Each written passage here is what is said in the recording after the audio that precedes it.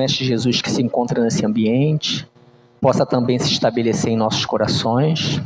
E para nossa ambientação, nós vamos ler o livro Sinal Verde, psicografia de Francisco Cândido Xavier, pelo Espírito André Luiz, a lição de número 23. Melindres. Não permita que a suscetibilidade lhe conturbe o coração. Dê aos outros a liberdade de pensar tanto quanto você é livre para pensar como deseja. Cada pessoa vê os problemas da vida em ângulo diferente. Muitas vezes uma opinião diversa da sua pode ser de grande auxílio em sua experiência ou negócio, se você se dispuser a estudá-la. Melindres arrasam as melhores plantações de amizade. Quem reclama agrava as dificuldades. Não cultive ressentimentos. Melindrar-se é um modo de perder as melhores situações. Não se aborreça, coopere. Quem vive de se ferir acaba na condição de espinheiro. Vamos orar. Senhor, nosso Deus e nosso Pai, querido Mestre Jesus, amigos espirituais e mentores desta casa, nós só temos a te agradecer, Senhor, por nos trazer até aqui hoje, para que possamos, através deste hospital, dessa escola, aprender, transformar a nossa vida numa vida mais calma, mais tranquila, na certeza da grandeza do teu amor. E te pedimos, Senhor, por todos aqueles que aqui não puderam estar, ou que por algum motivo ainda não te conhecem, que recebam de nós as melhores energias e as melhores vibrações. E que o nosso irmão, que fará o trabalho da noite, seja intuído, Senhor, para que possa trazer para cada um de nós aquilo que precisamos ouvir. Que a tua luz, a tua glória esteja sempre conosco, hoje, agora e sempre, graças a ti, Senhor. Tua divulgação da obra. Então, nós vamos chamar a nossa irmã Fátima para a divulgação da obra. Paz e alegria. A obra, como nós estamos no mês da família, né? Nada melhor do que trazer um livro infantil, que é exatamente para os nossos pequeninos. E esse livro aborda presentes do coração, que é a questão da adoção. E a gente percebe que muitas das vezes a gente lembra com saudade dos momentos que as mães contavam histórias para a gente, né? E às vezes esses momentos vão se perdendo devido às correrias, tecnologias, mas é tão bom a gente ter escutar a mãe contando histórias para nós, relatando a vida de uma forma suave, que essas histórias vão ficando na nossa mente, no nosso coração, para o futuro. E esse livro aqui fala da mãe com as suas crianças. Imagine essas imagens contando para aquela criança que foi adotada o porquê, como que foi, de uma forma alegre e saudável. Então, esse livro, foi editado pela editora Fergues, e quem escreveu foi a Janete Azambuja Correia, Kailane Laís Correia e Cariane Vitória Correia. Então, ele fala do amor, da gestação no coração. É uma história muito linda, gente, que a gente, às vezes, perde momentos preciosos com os nossos pequeninos. Então, a literatura infantil é muito importante para que a gente leve informações de sentimentos, de valores, através de pequeninas histórias. Tá bom? Essa é a indicação Presentes do Coração. Nós agradecemos a nossa irmã Fátima pela divulgação da obra e agora sim chegamos, ao momento principal da noite, que é o nosso estudo, e é com muito carinho que a gente recebe o nosso irmão Jorge Luiz Ribeiro. Ele é do Centro Espírita Discípulo de Jesus, que fica na Rua Amaral Costa, 52, em Campo Grande. E nós estamos continuando o mês espírita em homenagem à família. E hoje o tema será a família na obra de Kardec. Que nós possamos vibrar com o nosso irmão. Amigos e meus irmãos, minhas irmãs e minhas amigas, muito boa noite. Epa! Acho que hoje é dia da família. Vocês sabiam que hoje é o dia da família? Coincidência, né? Existe coincidência quando a gente começa a aprender através da doutrina espírita? Existe acaso? Pois é, dia da família. Estamos exatamente falando sobre a família na visão do espiritismo, na visão kardecista, kardeciana. Né? Então, meus amigos e meus irmãos, minhas irmãs e minhas amigas, muito boa noite. É isso aí, vamos botar para fora, que o lugar de botar para fora é dentro do Centro Espírita mesmo. Bem, uma alegria estar com vocês novamente. Meu nome é Jorge Luiz, sou lá do Discípulo de Jesus em Campo Grande. E vamos nessa que tem bastante material para a gente trabalhar essa noite. Bem, todo encontro tem um objetivo, um quê, um porquê. O nosso essa noite é compreender e garantir o sucesso dessa empreitada desafiadora chamada família. É fácil conviver em família? Hã? Ah, bom. Então não estou falando bobagem não, né? É empreitada desafiadora, através dos ensinamentos contidos na nossa querida e amada doutrina espírita. Está aí toda a nossa bibliografia de onde foi tirado o estudo, tem bastante material. E o nosso foco maior está no livro SOS Família, de Joana de Ângeles, na psicografia de Divaldo Pereira Franco. Eu fiquei buscando pela internet vários significados, o que quer dizer, né? Encontrei um monte, mas eu achei esse aqui que mais tem a ver com o que a gente vai falar na noite de hoje. O que é a família? Tem desde o que está lá no Aurélio, né, no dicionário, a outros significados. Então esse carinha aqui, ele diz assim: família é um grupo de pessoas cheio de defeito, ou seja, os perfeitos estão lá? Não. Então ele está certo. Que Deus reúne com a sua sabedoria, né, sua infinita bondade, seu infinito amor, reúne para que convivam com as diferenças e desenvolvam a tolerância, a benevolência, a caridade, o perdão, o respeito, a gratidão, a paciência, o direito, dever, limites, enfim, que aprendam a amar. Sintetizou. Fazendo ao outro o que quer que o outro lhe faça, sem exigir deles a perfeição que ainda não temos, não possuímos. Mas nós não nascemos onde merecemos, mas onde necessariamente necessitamos evoluir. Por isso que é tão difícil, né? Se fosse bom, a gente trazia aquela família que a gente constitui, né, no plano espiritual, né, que é aquela família da afinidade, e aí vamos conviver só com eles. Mas não é assim que funciona.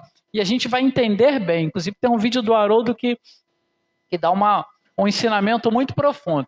Bem, onde se formam os laços de família? Onde é que eles se formam? Segundo o livro SOS Família, ele diz assim: normalmente antes do mergulho do corpo carnal, ou seja, antes de você chegar por aqui, né?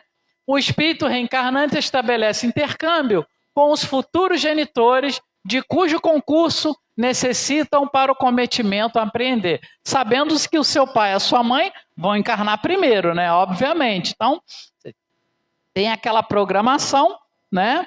Tudo certo, ó, vai ser desse jeito. Eles encarnam primeiro e ficam esperando você. Só que tem alguns que às vezes no meio do caminho falam, pô, não vou não, né? Ó, não vou. E desiste daquela jornada. Pode acontecer? Pode. Laços de família. A encarnação apenas momentânea os separa, ou seja, enquanto estamos aqui. Porquanto, ao regressar à erraticidade, ao plano espiritual, novamente se reúnem como amigos que voltam de uma viagem. Poxa, que legal.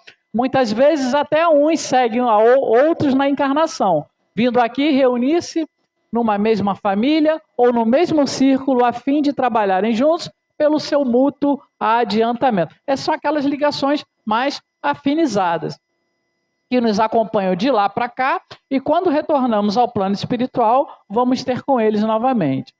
Aí a gente chega, né? Encarnou. Aí começa a dificuldade, né? Com aquela primeira pergunta, por que eu estou nessa família?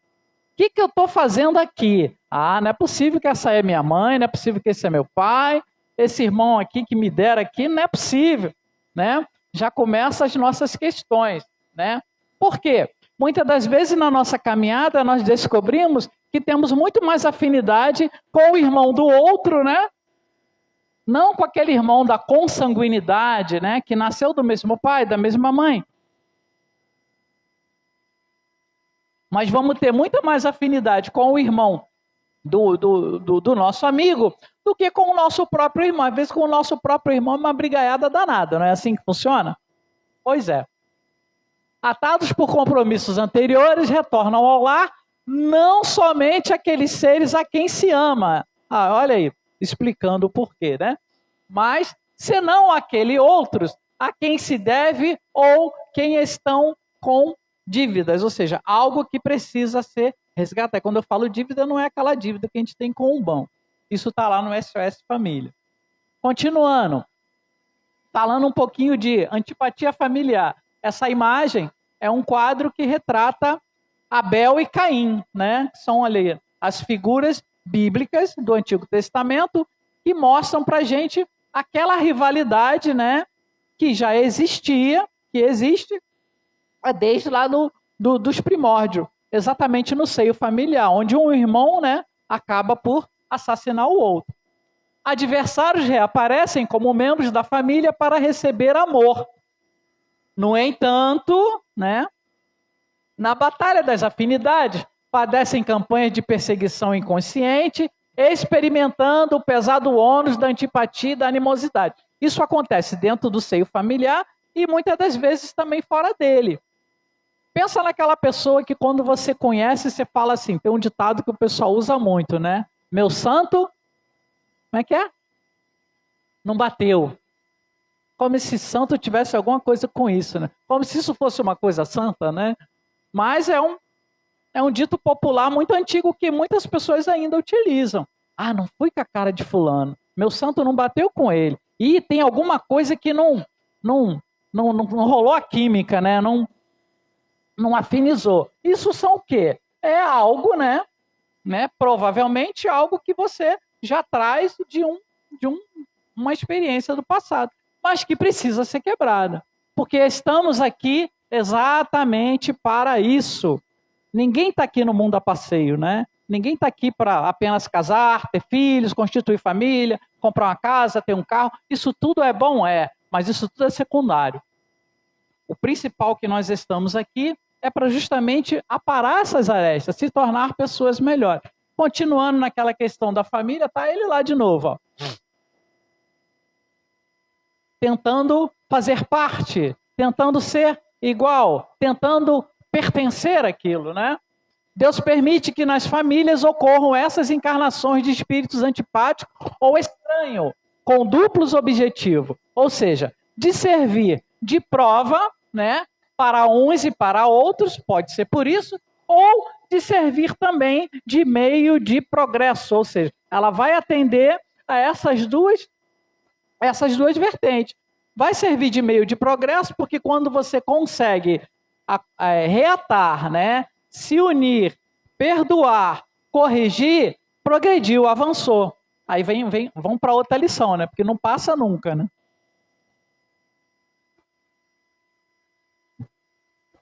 Mas também tem o outro lado. Certamente, é nesse difícil reduto que o espírito deverá desenvolver-se, transformar os maus em bons sentimentos, exercitando a fraternidade e a gratidão. Aí eu pergunto aos senhores e às senhoras, é fácil essa jornada? Natura não faz salto, né? A natureza não dá saltos. Então não existe facilidade na jornada. Mas é possível. É possível. Desde que nós tenhamos a consciência de que nós precisamos fazer a nossa parte. Nós precisamos dar aquele passo. Porque senão a gente fica impondo regras, impondo motivos, e aí ninguém avança.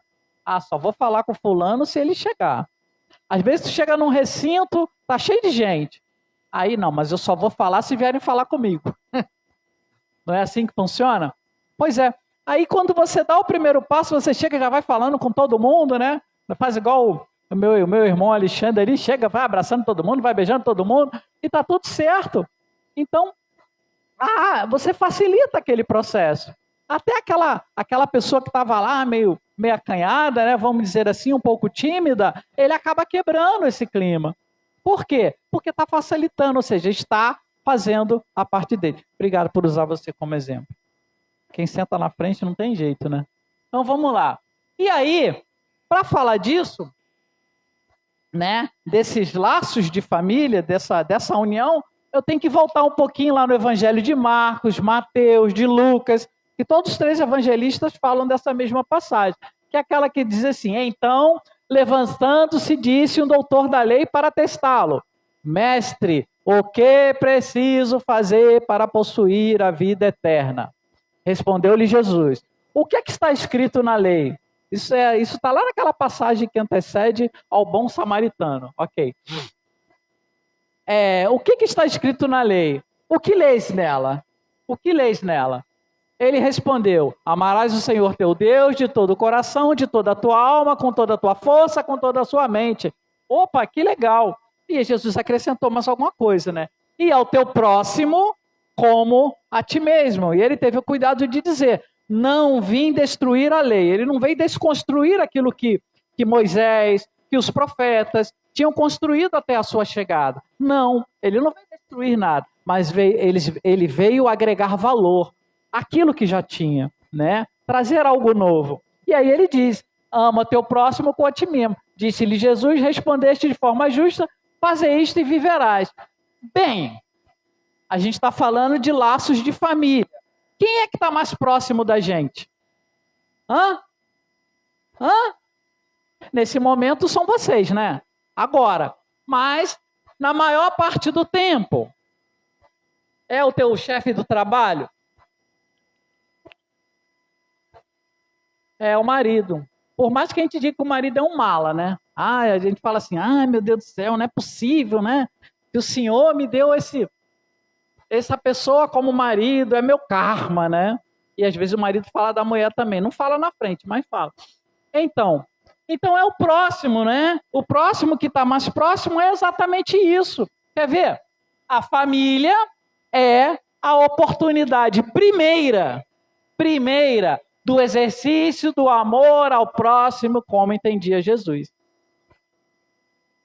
Você saiu na rua, encontrou alguém que te pediu um auxílio, uma ajuda, uma palavra, né? Algo, estava lá no ponto do ônibus e alguém estava precisando conversar. Aquela pessoa naquele momento é o teu próximo.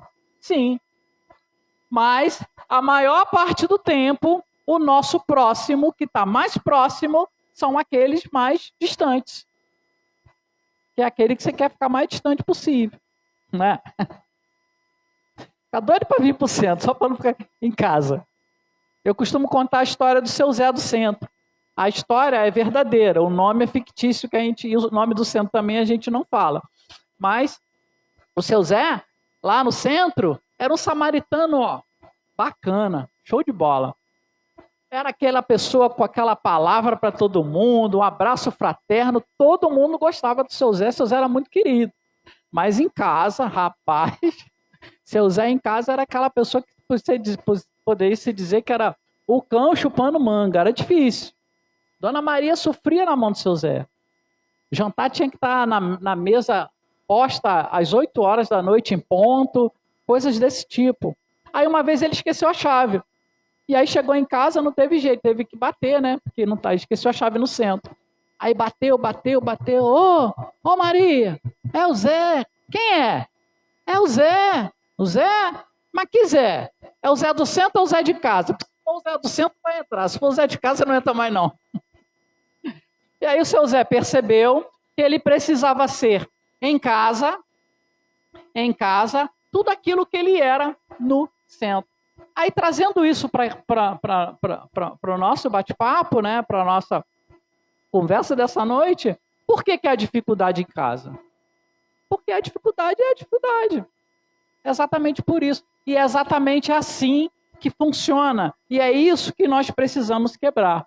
Então, a família é a oportunidade primeira do exercício de um amor ao próximo, como entendia Jesus. Porém, o conceito de família hoje, na atualidade, né, foi se alterando no decorrer do tempo, e isso é muito natural, né, na caminhada evolutiva dos mundos habitados. As coisas vão mudando, vão aqueles problemas, ou até a adoção definitiva pelaquela própria família, que acaba ficando com aquela criança temporariamente e acaba depois ficando definitiva. Família sem filhos ou com pets também é uma outra vertente, não é? Quando um casal heterossexual ou homossexual, tanto faz, vivem junto, possuem um projeto de vida em comum, que é isso que faz a diferença. Se amam e se apoiam, mesmo sem filho, também pode ser chamado de família. Qual é o tamanho do nosso preconceito?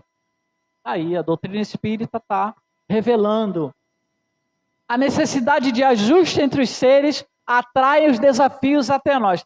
Tá, eu não quis ter filhos. Ok. Ou eu, por infelicidade, por uma decisão equivocada, abortei. Ou eu estou numa relação em que não permite. Ok. Mas você tem que ter alguém que está ligado a você, que você assumiu um compromisso lá. Lembra que eu falei lá no início, antes de você vir para cá, eles precisam chegar até você. E vão chegar, não tenha dúvida disso. Os filhos não chegados pela via normal, olha o que diz o livro, não obstante, alcançarão a casa dos sentimentos negados. Ou seja, quando você negou, né? Ah, não quero. Tem a livre-arbítrio? Tem. Mas você tem um compromisso, você precisa evoluir, a fila precisa andar, né? Então, utilizando-se dos sutis recursos da vida, que se aproximam dos afins pelo amor ou pela rebeldia, quando separados para as justas reparações. Chegarão a outros tetos, ou seja, nasceu lá numa outra família. O espírito que você não quis, que você negou, ou que você não desejou mais. Mas dali sairão atraídos pelas necessidades propelentes ao encontro da família que lhe é própria. Vai chegar até você. Sabe por quê? Porque é seu. Aí, no caso, eu tenho que mudar, né? Porque é nosso. Então, aí ele continua. Alguém que te chega... Olha o que o livro fala. Alguém que te chega perturbando a paz. Não tem isso, às vezes chega na nossa casa. Um cunhado. E fica lá. E tu bota a vassoura atrás da porta e o danado não vai embora. Né? Aí tu fala assim, fala pra tua esposa, rapaz, não vai embora não. O cara chega de malicuia, né? Então, alguém que te chega perturbando a paz. Outrem que te rouba pertences e sossego. Ah, eu acolhi lá em casa um primo, rapaz. Tava difícil a situação dele. Acolhi lá em casa, começou a sumir as coisas. O ser que te sobrecarrega de dissabores. Aquele que de fora, não está na tua casa. Desarmoniza a tua família lá dentro. O vadio que te adentra o lar. O viciado que corrompe quem te é caro. Ou seja, um filho teu, um querido. O aliciador que chega de longe e infelicita o filho ou a filha que você ama. Todos eles estão vinculados a ti. Quiçá, ou seja, quem dera, houvesse renascido sob o seu teto. São aqueles que você excluiu, que você não desejou, que você voltou atrás. Quiçá houvesse renascido sob o seu teto. E as circunstâncias impediriam dramas maiores. Uau!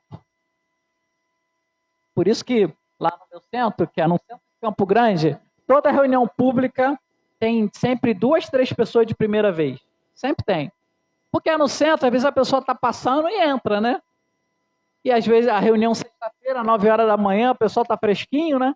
Aí às vezes quer matar o tempo, esperar a loja abrir. Aí entra. Aí eu fico pensando assim, bem, se toda reunião pública tem 2 pessoas, no mínimo, de primeira vez, vai chegar um dia, não tem lugar, né? Mas sempre tem. Por quê? Porque vem no centro espírita, escuta um negócio desse aqui, ó. Todos eles estão vinculados a ti. A gente não aceita. A gente fica, não é possível. É nosso, gente. Quer ver? A família espiritual decorre exclusivamente da afinidade, ou seja, aquela família que nós constitui no... Vai ficar fácil entender, no céu. A família espiritual, aquela família bacana, aquela que a gente vê lá no filme Nosso Lar, todo mundo se ama, porque aquela é do laço da afinidade, né? De comunhão de ideias e valores, facilmente identificável, pois são pessoas que buscam e têm prazer na companhia uma das outras.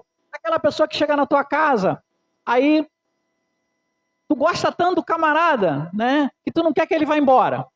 Aí da hora do almoço tu faz almoço, daqui a pouco tá fazendo café, faz bolo, né? Aí a pessoa tá querendo ir embora, tu não, fica mais um bocadinho, né? Porque é uma afinidade, né? É uma presença tão legal, por conta dessa afinidade, que você quer reter, você quer estar com você. Então, tem prazer na companhia uma das outras, possuem valores em comum, o seu relacionamento é tranquilo e prazeroso. Esse é o outro lado. A família material é estabelecida pelos laços sanguíneos, aquela que é pai, é mãe, é irmão de sangue. E o parentesco corporal, que é outra coisa. O que é o parentesco corporal? É aquele que chega. É aquele que você tem aquilo para corrigir. E aí, ó, o parentesco corporal é estabelecido a partir da necessidade de aprendizado e refazimento de erros do passado. Portanto, pode não ser composta de espíritos afins, e normalmente não é, quase que na sua totalidade dos casos. Ditos aqueles lá de cima, que são os parentes espirituais, né? Ou seja, a sabedoria divina jamais se engana. Não há erros no processo de encarnação. Chico falava muito disso.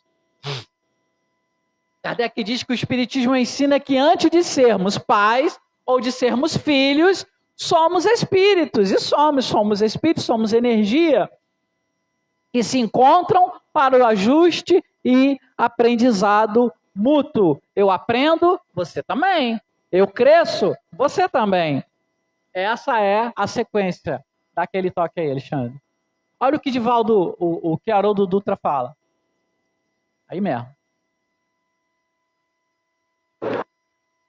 Foi não. A reencarnação tem um mecanismo duplo. Ele está falando de justiça e misericórdia, mas olha o que tem a ver com o que a gente está falando hoje. Quanto mais você odeia, mais próximo você vai ficar da pessoa. Então, por exemplo, você é muçulmano, detesta judeu. Na próxima você nasce judeu. Você é espírita, briga com o evangélico. Na próxima encarnação você está numa família evangélica. Por quê? Porque a lei do universo é amor. Então, todas as pessoas que a gente teve uma relação de onça, você mordeu e foi mordido. Relação de onça, essa eu não Esse conhecia. ódio é dissolvido, ele é dissolvido nas relações familiares. Só que aqui eu gostaria de destacar um aspecto, e por enquanto eu falei só da justiça. Eu queria destacar o aspecto do amor de Deus. Porque na justiça humana, instalou o ódio. Um cometeu um crime contra o outro, o que faz? Cadeia. Na lei divina, a bondade divina chama os dois e fala assim, o que aconteceu aí? Então, agora, vocês estão com 3 toneladas de ódio para dissolver. Tanto ódio assim, só tem um jeito. Você vai ser mãe, você vai ser filha. Porque tamanho ódio, só o amor de mãe e o amor de filha pode dissolver. E os grandes ódios da encarnação são resolvidos nas relações de pai, mãe, marido, mulher, sogra, sogro, cunhado, cunhada. Então nós temos que honrar essa possibilidade. Eu não estou dizendo que você vai morrer de amor se você identificou naquele familiar um laço de desafeto. Não é isso. Você não reencarnou para morrer de amor. Você reencarnou para dissolver o ódio. Chega de ódio. Como se dá essa atração? Através da energia que emitimos, através da nossa vibração. É a vibração que vai trazer para o teu campo áurico, para o teu campo vibratório, aquele desafeto, né? É o semelhante atraindo semelhante, como André Luiz dizia, de cá e do outro lado da vida também, né? E em se tratando de reencarnação, não existe equívocos, não existe erros. Já caminhando aí para o final, passa rápido aqui o tempo, né? Gente, já caminhando para finalizar o nosso bate-papo. Eu quero colocar um vídeo no final, uma música que tem tudo a ver com o que a gente está falando e do pessoal lá da minha casa também.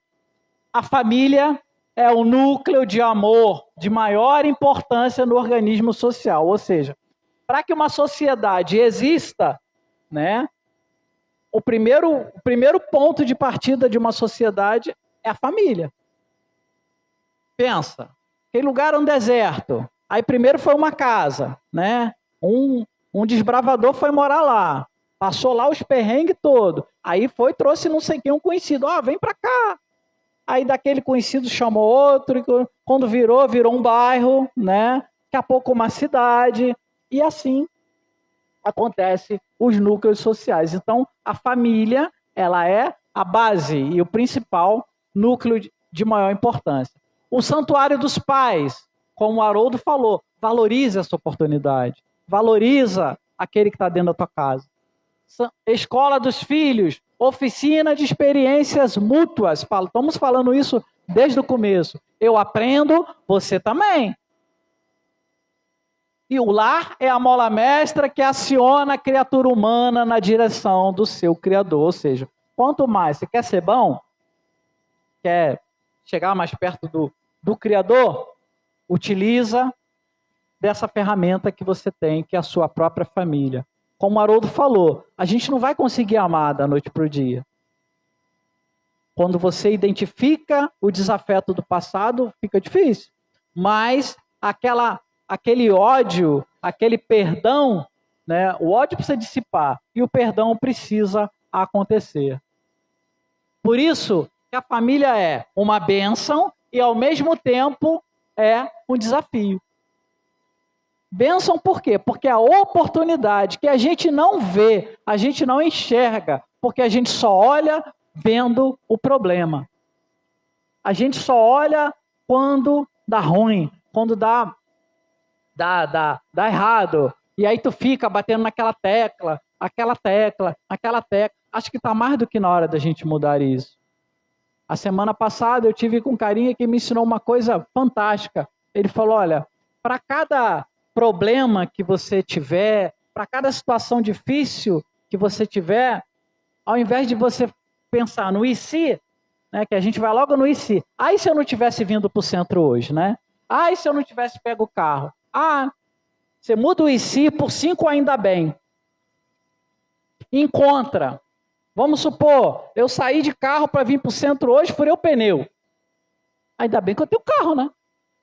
Podia ser difícil, podia estar numa van, tem pessoal gritando, né?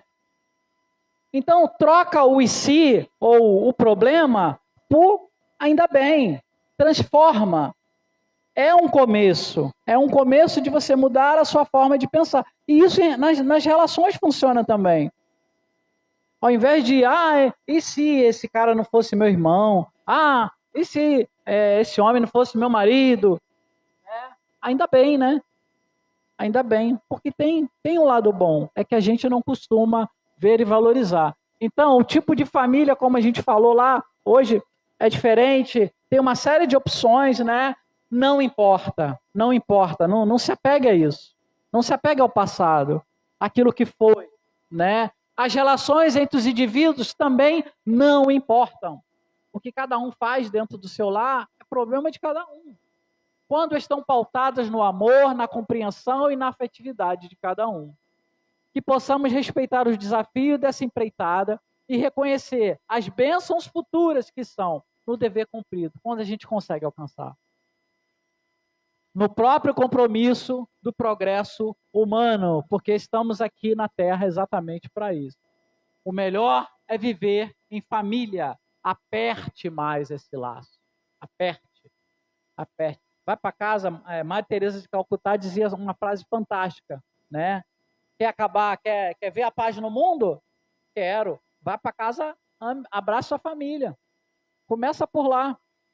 Começa no seu lar, né? Por isso, valoriza os momentos em família. É lá que estará o teu exercício máximo, como eu falei lá no exemplo do Cristo, né? Amar ao próximo como a ti mesmo. É lá que está o exercício máximo no cumprimento do dever.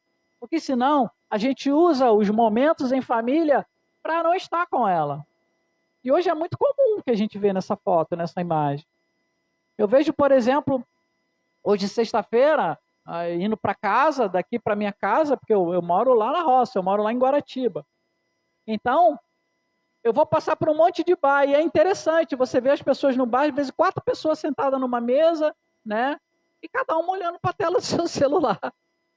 Aí eu fico assim, as pessoas saíram para quê? Para que estão juntas, né? Então, a gente perdeu um pouco de valorizar o agora, valorizar o hoje, valorizar o que está acontecendo naquele momento. A gente está muito preocupado com amanhã, com depois, com como vamos fazer. Esquece um pouco isso. Começa a valorizar o agora. Então chega em casa, né? Pega aquele marido difícil, dá um beijo nele, ele vai falar, aconteceu alguma coisa lá no centro, né? Mas faça isso. Peça perdão pelas coisas que a gente também já disse. Peça desculpas. Não existe erro quando a gente pede desculpa. A nossa mente é que vai tentar te dizer que você está diminuindo, né? Que você está se rebaixando.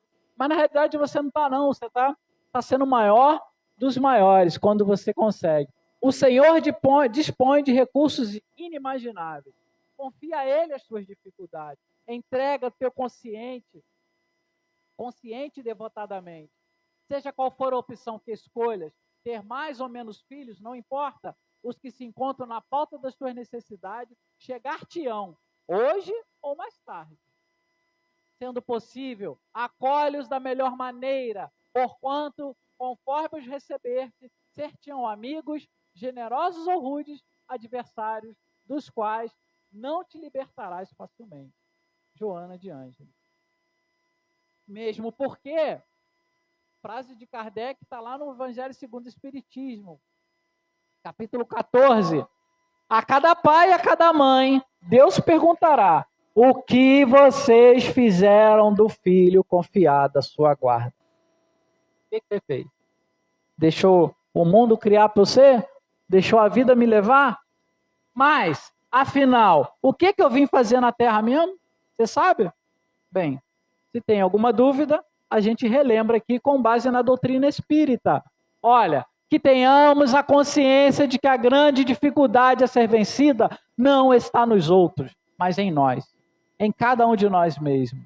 Desperta tu que ainda dormes, porque tem muita gente dormindo, tem muita gente esperando, sabe? O amanhã, o depois. Eu canso de fazer palestra e no final o pessoal vem falar: poxa, que legal que você falou, foi muito bom, nossa, tocou meu coração, estou emocionado. Eu vou falar uma coisa para o senhor. Não dá para mim nessa vida não, vou deixar para a próxima. Aí eu falo: nossa, será que a próxima está tão próxima? Né? Vocês sabiam que a quantidade de espíritos encarnados é 3 vezes mais? 3? Então será que a fila para voltar não está grande? Ah, mas eu já estou idoso. Não tem essa não tem prioridade não. É todo mundo igual. Então, né? Desperta para o início do teu processo de reforma íntima. O teu, né? Não tem data, é hoje, é agora. Desperta a tua fraternidade. O teu inimigo é também teu irmão. Porque todos somos filhos do mesmo pai. Foram vocês que disseram. Ninguém está aqui para ser melhor do que ninguém. Ninguém está aqui para superar ninguém. Ninguém está encarnado para vencer ninguém. Nós estamos aqui somente para vencer a gente mesmo. Para aprender a amar, servir, né? e depois a gente segue. Foi o que Jesus ensinou. Amor e serviço. Ele não ensinou outra coisa, não. No último momento em que ele estava com seus discípulos, o último ato dele, pegar cada um daqueles carinhas e lavar o pé deles. Que era a coisa mais difícil que um judeu podia fazer. Porque o judeu considera o pé a parte mais suja do corpo, inclusive do espírito.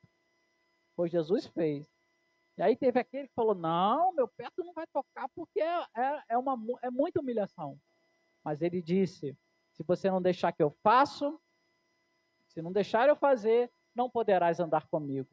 Era uma prova de humildade, uma prova de serviço. Então nós estamos aí para isso, para encontrar o caminho do meio, como dizia Buda. Eu sempre digo que reagir ao desânimo, falando de Jesus, temos ali, em homenagem ao Dia das Mães, Jesus no colo de Maria Santíssima. Reagir ao desânimo gera boa disposição. Servir a Jesus não é sacrifício, não. É um privilégio. Um beijo no coração e até o próximo encontro, se Deus permitir. Eu vou deixar o vídeo, que é uma música, lá do pessoal do discípulo, do grupo que atua, da Rosália, que tem tudo a ver com o que a gente está falando na noite de hoje. O nome da música é Um Ser e é de autoria dela.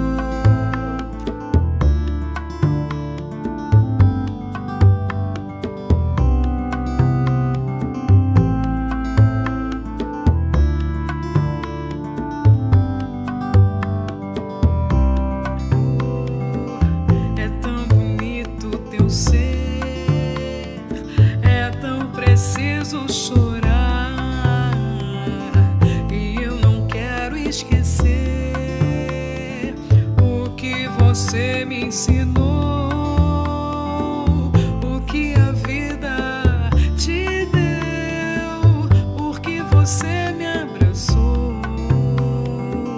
me deu a chance do amor. É tão bonito um ser que leva a vida a sofrer e nunca se lamentou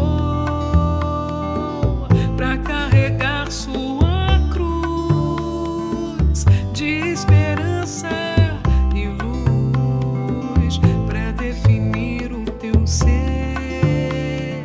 É só falar do amor, pra definir o teu ser.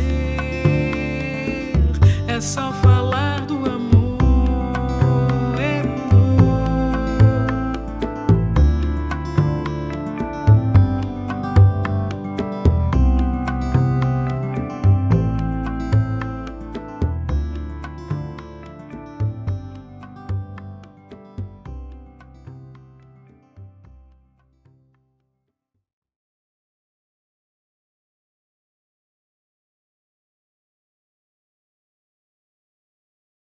Nós agradecemos ao nosso irmão Jorge, que possa retornar para sua casa em paz. Possamos então,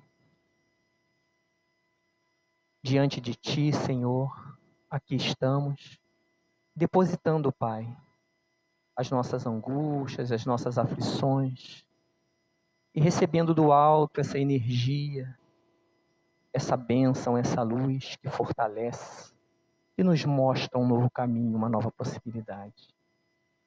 Nós temos a te agradecer, Senhor, por estarmos aqui, conscientes na grandeza do teu amor, e te pedimos que envolva a humanidade inteira diante de tantos desafios que temos, Senhor, que possamos ter certeza que o Senhor está sempre com cada um de nós. Que a tua luz, a tua glória esteja sempre conosco, hoje, agora e sempre, graças a ti, Senhor. Boa noite a todos, um ótimo final de semana e que possamos todos nos encontrar aqui na próxima sexta-feira.